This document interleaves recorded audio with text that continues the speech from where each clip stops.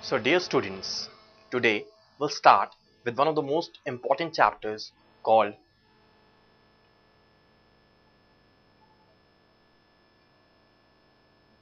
hydrogen and its compounds. As you all are very much aware that hydrogen undoubtedly is the first element of our periodic table. That is, if we see hydrogen, it can be represented with an atomic number which is equal to 1. That is, it is the first element of periodic table. Are we clear on it?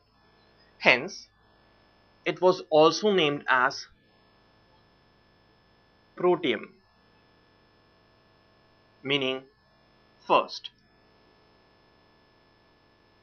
So now we know why we call hydrogen as protium, because it is the first element of our periodic table. Now, the question arises, who discovered it first? It was Cavendish who discovered it first. Now, why was it named as hydrogen? If we see, it has a term called as hydro,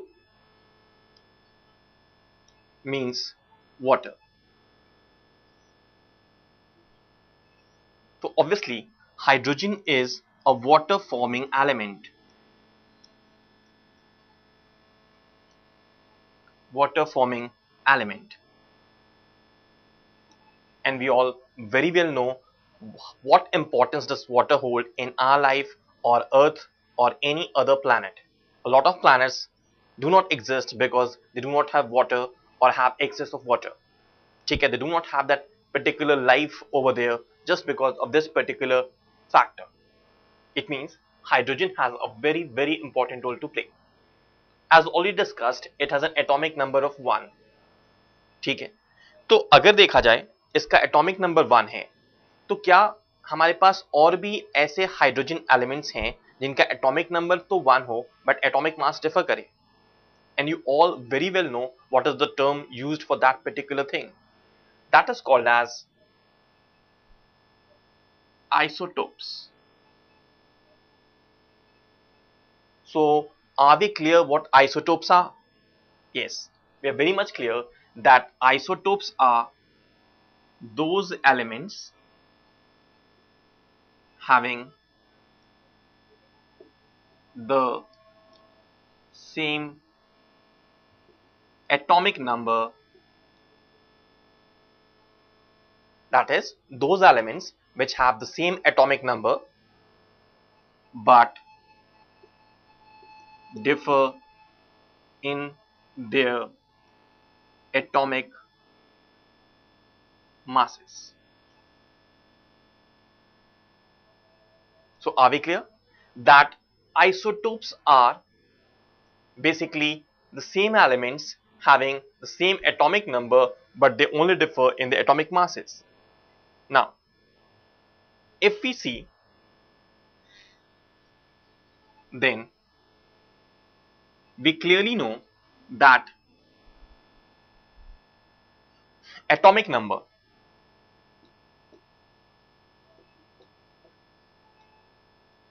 is unique for every element. Like for hydrogen it is 1. Okay, the next element is helium, it has got 2, lithium 3 and so on. So what does atomic number imply? It is basically the number of electrons which is also equal to number of protons in that element. For example, if I say hydrogen has an atomic number 1, it means it has got 1 electron as well as 1 proton in every case. Now, what is atomic mass? Atomic mass is equal to number of protons plus number of neutrons. Now, the number of protons remains same as atomic number of hydrogen is equal to 1. Therefore, number of electrons is equal to 1. number of protons is equal to 1. Now suppose if the number of protons remains 1 and number of neutrons remains 1, it becomes 2. And in this case, hydrogen is represented as 1H2, known as deuterium, that is also known as heavy hydrogen.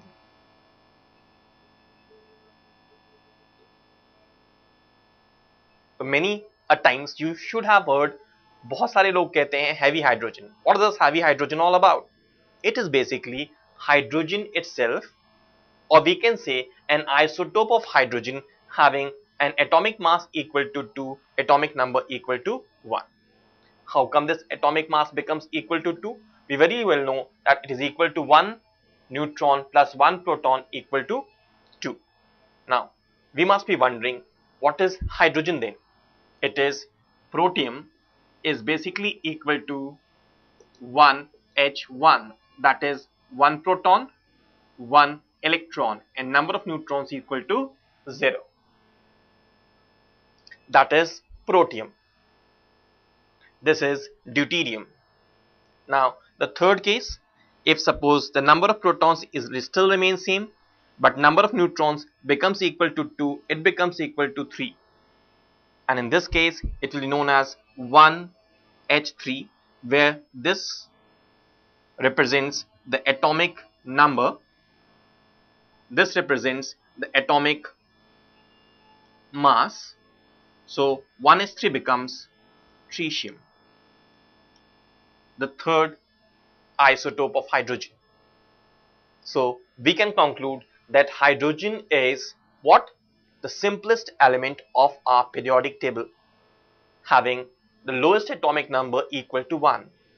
But it can have atomic masses equal to 2, equal to 3, equal to 1. If it has an atomic number equal to 1, atomic mass equal to 1, it will be called as 1H1, that is protium.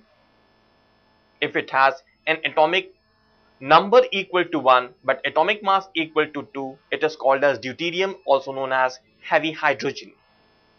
And if it has got an atomic number equal to 1 but atomic mass equal to 3, it is called as tritium. Now, are they equally present, or is their isotopic abundance same?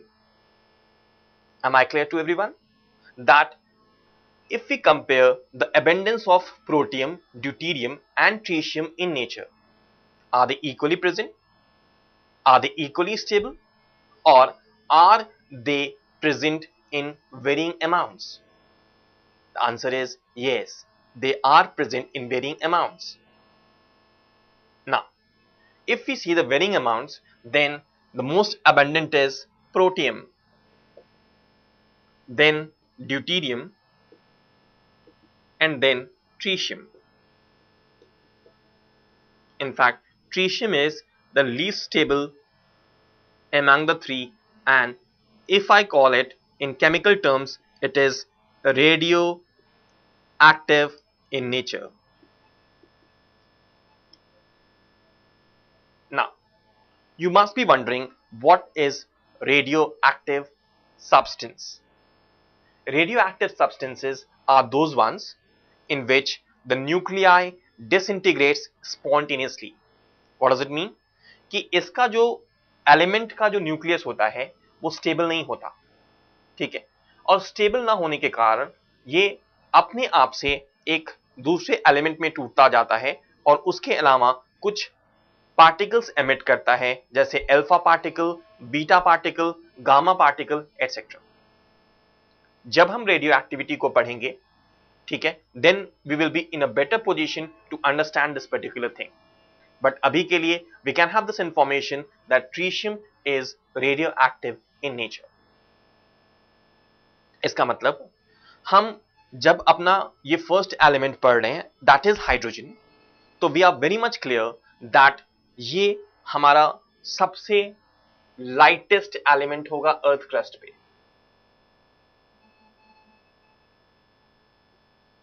This is the lightest element on earth crust.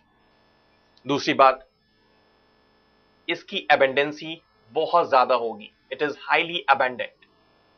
Because आप देख रहे हो कि water में hydrogen present है and lot of compounds में hydrogen present है। इसका मतलब हाइड्रोजन जो है वो फ्री और कंबाइंड फॉर्म में नेचर में पाया जाएगा। कंबाइंड का एग्जांपल देखिए आप H2O, ठीक है, एंड सो। तो नो डाउट हाइड्रोजन की अबंडेंसी अर्थ क्रस्ट पे काफी ज्यादा है। अगर to be very true it is the second most abundant element after oxygen, ठीक है, तो उसकी अबंडेंसी बहुत ज्यादा पाई जाएगी और ये फ्री फॉर्म में भी पाया जाएगा, कंबाइंड फॉर्म में भी पाया जाएगा ना। अगर देखा जाए तो हाइड्रोजन एग्जिस्ट करता है in form of a diatomic molecule called as hydrogen gas. Now, this is diatomic. This is atomicity. इसका मतलब अगर देखा जाए तो हाइड्रोजन के दो एटम्स कंबाइन करके H2 मॉलिक्यूल बनाते हैं। तो these are what? Atoms, while H2 is what? A molecule. और हम शायद काफी अच्छी तरीके से जानते हैं कि एटम्स जब भी कंबाइन करते हैं they form molecules, molecules can combine to form compounds and so on. ये सब कुछ होता है in order to gain stability. इसका मतलब अगर हाइड्रोजन मॉलिक्यूल को कंपेयर किया जाए तो हाइड्रोजन एटम से क्या होगा? स्टेबल होगा। और ये बिल्कुल सही बात है। If you observe then a hydrogen molecule will have a greater stability over hydrogen atom. Now we will discuss about this hydrogen molecule. Now, if we see this hydrogen molecule,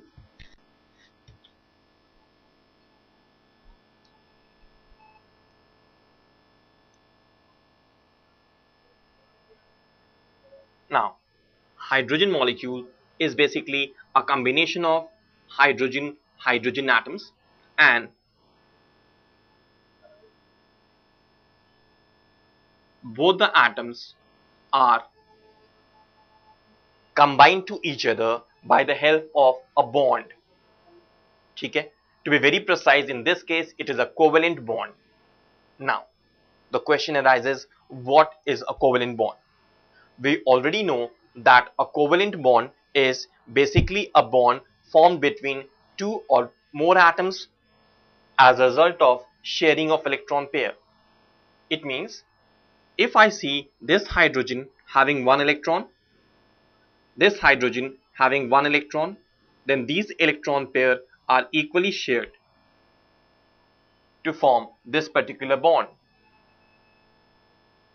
In higher classes, we will study that the sharing of electron or the covalent bond formation takes place by the overlap of orbitals.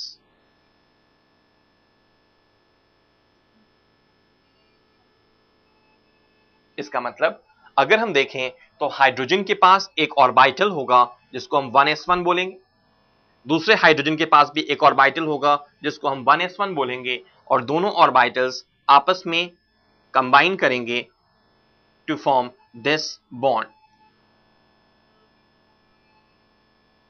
तो आप देख रहे हैं एक orbital दूसरे पे क्या कर रहा है? ओवरलैप। अब ओवरलैप करने पे क्या हो रहा है?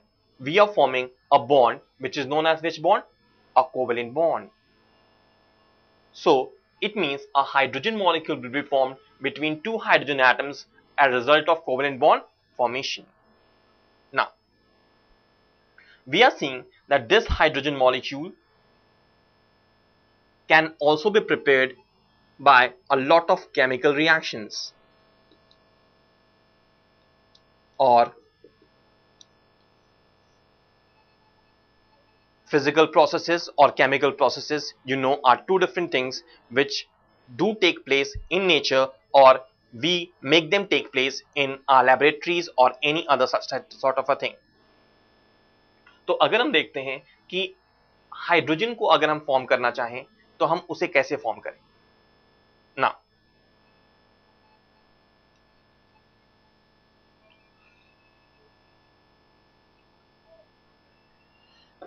अब जैसा कि हम देख रहे हैं, we want to form a hydrogen molecule with the help of a chemical reaction. अभी मैंने आपको बताया कि हमारे पास एक हाइड्रोजन का सबसे इंपॉर्टेंट सोर्स है वाटर। इसका मतलब वाटर को अगर देखा जाए तो it has got two elements, one is hydrogen and the other one is oxygen.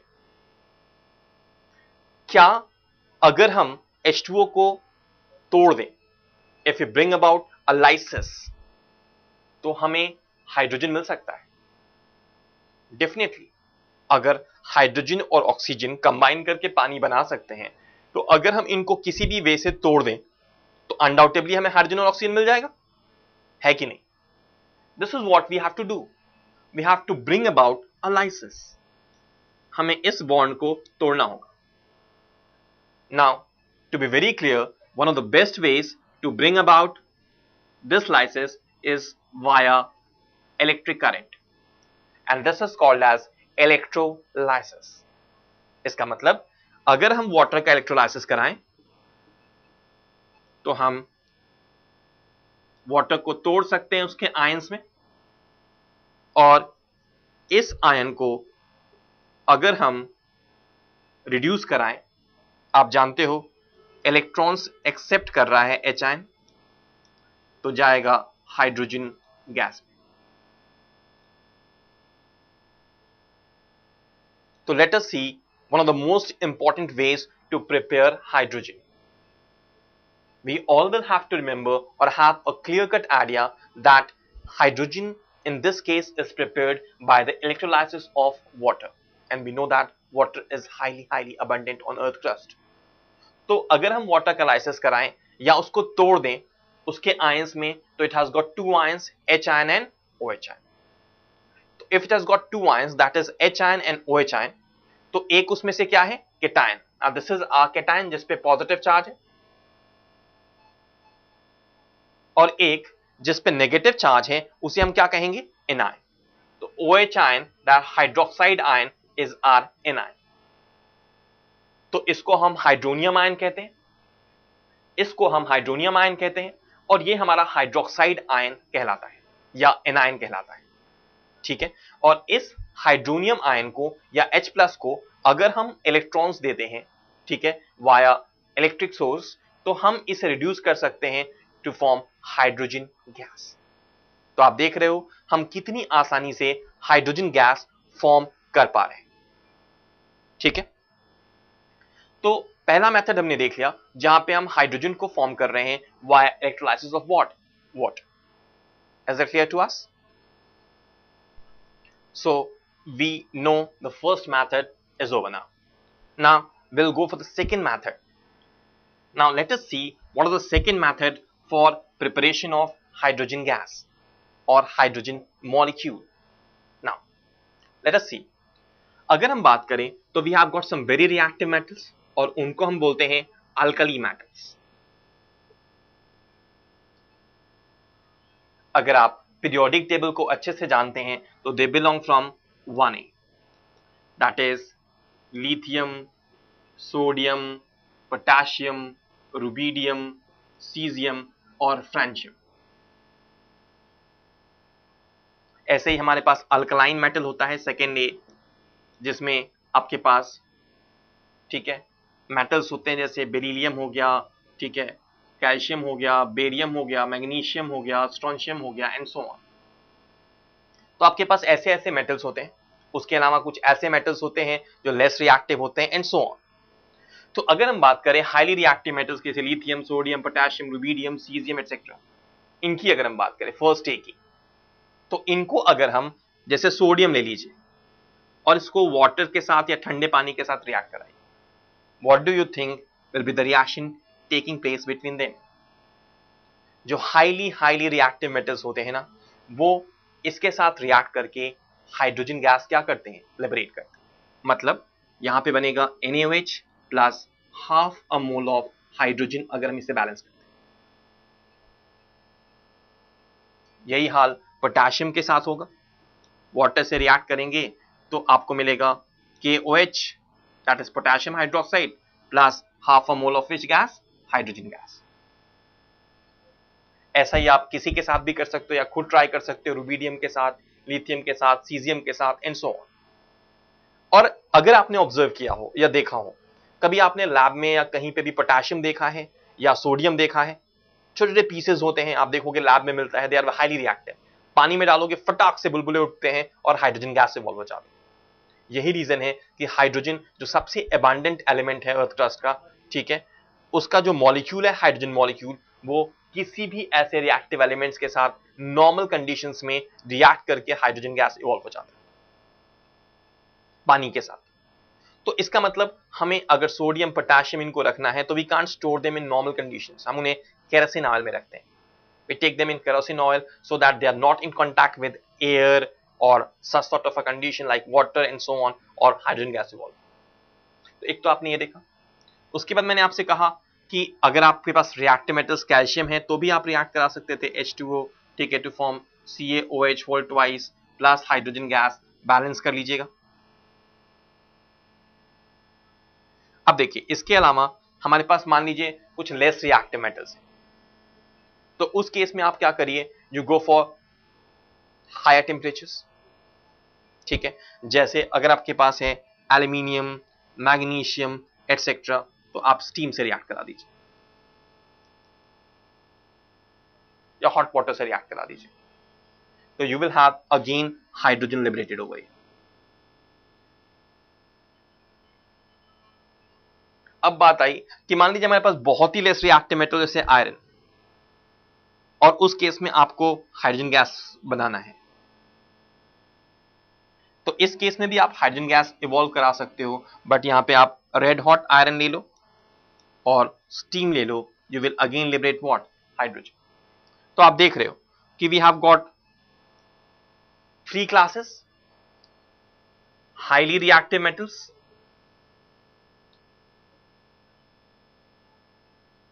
Moderately reactive metals और लेस रिएक्टिव मेटल्स। तो हम देख रहे हैं जो हाईली रिएक्टिव मेटल्स हैं वो तो पानी के साथ नॉर्मल कंडीशंस में भी रिएक्ट करके हाइड्रोजन गैस लिबरेट कर दे रहे हैं, जबकि जो मॉडरेटली रिएक्टिव मेटल्स हैं उनके लिए हमें स्टीम चाहिए होगा, या कह सकते हो थोड़ा ड्रास्टिक कंडीशंस चाहिए होगा, ठीक है, कंडीशंस को थोड़ा और आपको क्या करना पड़ेगा, हीट करना पड़ेगा एंड सो ऑन। और अगर बहुत ही लेस रिएक्टिव मेटल है जैसे कि आयरन, तो अनडाउटेबली उस केस में आपको क्या करना पड़ेगा, स्टीम लेना पड़ेगा और रेड हॉट आयरन लेना पड़ेगा, so that you are able to liberate hydrogen in this particular case. तो हम देख रहे हैं हम कितनी आसानी से, ठीक है, हाइड्रोजन को फॉर्म कर सकते हैं, ठीक है, with the help of reactive metals and water. पहले भी हम पानी से बना रहे थे बट इलेक्ट्रोलाइसिस से, ठीक है। इलेक्ट्रोलाइसिस कंपैरेटिवली एक कॉस्टलियर मेथड है, बिजली काफी खर्च होगा, ठीक है, तो that is particularly a costlier method. और ये मेथड जो है वो आप देख रहे हो इजीली आप क्या कर सकते हो, हाइड्रोजन गैस को फॉर्म कर सकते हो। मैं तो आपसे ये भी एडवाइस करूंगा कि हर केस में you need to balance and check out the reaction. जैसे आयरन है, स्टीम के साथ करा रहे हो तो आपका हाइड्रोजन गैस बन रहा है, तो you have a side product like Fe3O4 plus hydrogen और Fe2O3 प्लस हाइड्रोजन, ये चेक आउट करिए आप खुद से, ठीक है, work it out. Like suppose यहां पे है तो ये भी आपका देख रहे हैं आप हाइड्रोक्साइड्स बना रहा है, हाइड्रोक्साइड्स बना रहा है, हाइड्रोक्साइड्स बना रहा है, तो इनके भी हाइड्रोक्साइड्स बनेंगे प्लस हाइड्रोजन गैस इवॉल्व होगा। एंड अगर हम कह रहे हैं एल्यूमिनियम है तो चार्ज +3 है, मैग्नीशियम है तो +2 है, तो ऑब्वियसली बात है एल्यूमिनियम अगर हाइड्रोक्साइड आप फॉर्म करोगे तो उसका फॉर्मूला AlOH होल ट्वाइस होगा, मैग्नीशियम के लिए MgOH होल ट्वाइस होगा एंड सो। तो इस तरह से अगर आप बैलेंस करते जाएंगे तो you have hydrogen gas forming या being formed in every case. Is that clear to us? That this is the second particular method जहां पे हम हाइड्रोजन गैस को बड़ी आसानी से क्या कर पा रहे हैं, फॉर्म कर पा रहे हैं, ठीक है। तो आप देख रहे हो कि the problem of forming hydrogen is being solved by using reactive metals और एक्टिव मेटल्स, इसीलिए शायद हम इनको एक्टिव मेटल्स कहते हैं। बट एक बात ध्यान रखिएगा कि हम क्या करते हैं, मेटल्स की एक रिएक्टिविटी सीरीज बनाते हैं, उसमें कहीं ना कहीं हाइड्रोजन भी प्लेस है, ठीक है। और ये एग्जाम्पल है, अगर हम बात करें to be very true in a class of reactions, तो this an example of what, displacement reaction.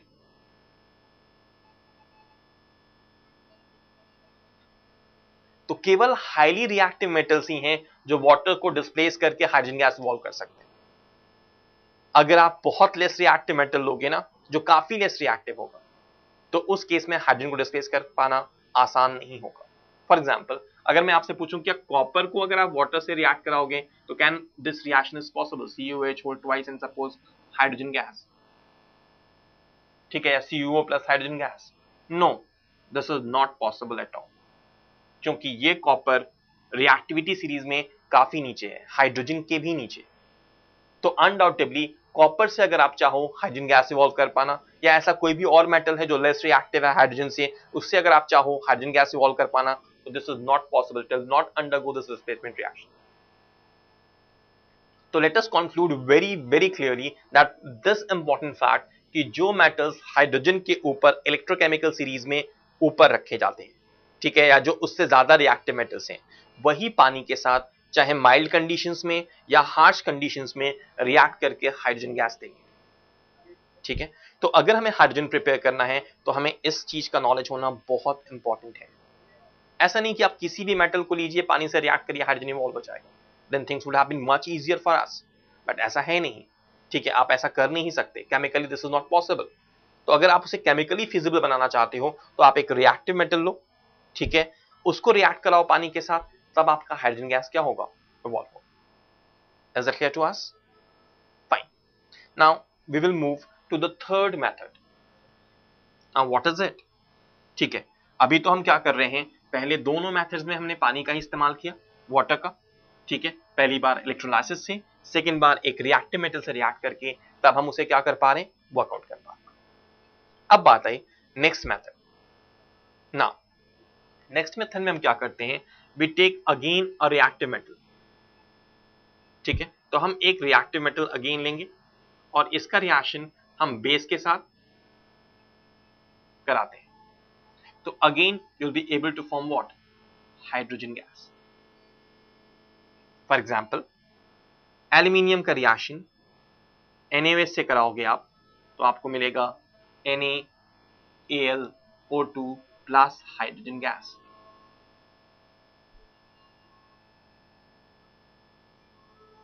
ठीक है, तो अगर आप देख रहे हो तो हमें हाइड्रोजन गैस चाहिए, ठीक है, तो अनडाउटेबली यहां पे अगर हम रख दें 2NaAlO2 2NaOH और यहां पे अगर हम रख दें 2Al, बैलेंस करना है हमें, तो we can easily balance it using heat and trial method.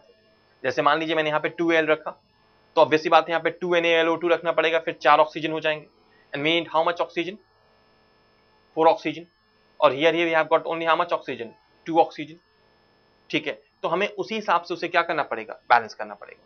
तो आप देखोगे कि अगर हम इस चीज को बैलेंस करते हैं, वर्कआउट करते हैं, तो हमें बनेगा सोडियम, इसको बोलते हैं हम सोडियम मेटा एल्यूमिनेट। ऐसे ही अगर आप टिन लेते हो और इसका रिएक्शन आप कराते हो NaOH के साथ, बनेगा Na2SNO2 प्लस हाइड्रोजन गैस। तो आप देख रहे हो कि एल्यूमिनियम, टिन, इन तरह के मेटल्स को अगर आप NaOH से रिएक्ट करते हो तो उनके कुछ सॉल्ट्स बनते हैं along with what gas, hydrogen gas. तो यहां भी हाइड्रोजन लिबरेट हो रहा है और यहां भी हाइड्रोजन लिबरेट हो रहा है। तो हम बहुत क्लियर हैं कि अगर हम इस तरह के मेटल्स को एक बेस के साथ जैसे NaOH, KOH उनके साथ रिएक्ट कराते हैं तो we can easily form which gas, hydrogen gas. So this is clear that अगर हाइड्रोजन गैस फॉर्म करना है तो हमें इनका रिएक्शन बेस के साथ कराना है। क्लियर है? नाउ अगर हम देखें तो इसको अगर हम बैलेंस करना चाहते तो यहाँ पे 2 रख देते, आराम से बैलेंस हो जाता। यहाँ पे भी अगर आप वाटर रख लेते, ठीक है, और अब अगर आप बैलेंस करना चाहो तो you can easily work it out. तो अगर हम एक्वस मीडियम में रिएक्शन को कराएं तो हम बैलेंस भी कर सकते थे, जैसे यहाँ पे 2Al कर लीजिए, यहाँ पे 2NaOH कर लीजिए, तो यहाँ पे 2NaLO2 हो गया। अब 4 ऑक्सीजन चाहिए था, यहाँ पे आपके पास है तो आप यहाँ पे 2 रख लीजिए, तो आई हैव 2NaOH मतलब 2 ऑक्सीजन 2 ऑक्सीजन 4 ऑक्सीजन, तो 4 oxygen over here, hydrogen how many, 2, you'll have 2 over here.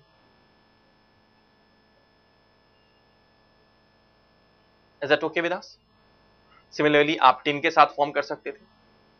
तो एक ये तरीका हुआ मेटल का बेस के साथ। ना if we go for an another method, and this is basically the last method for preparation of hydrogen which we will study right over here, is reaction of the metal, like suppose magnesium with H2SO4 forming MgSO4 plus hydrogen.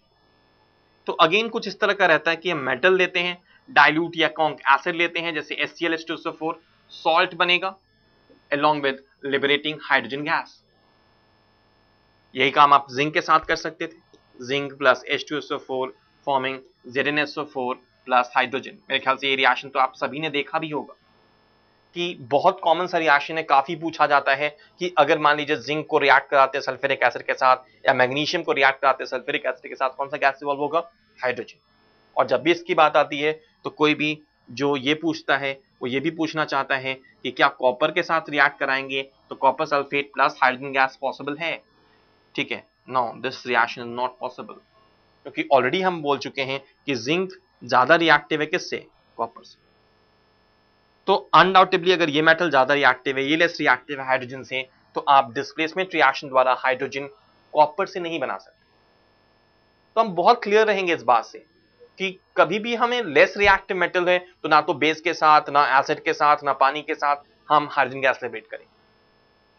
तो ये वो सारे methods हैं जिससे हम hydrogen gas prepare कर सकते हैं। तो अगर आपसे पूछा जाए कि what are the methods by which you can prepare hydrogen gas using H2O and this one, obviously बात है, एक आप देख ही रहे थे इलेक्ट्रोलाइसिस और एक मेटल के साथ हाईली रिएक्टिव।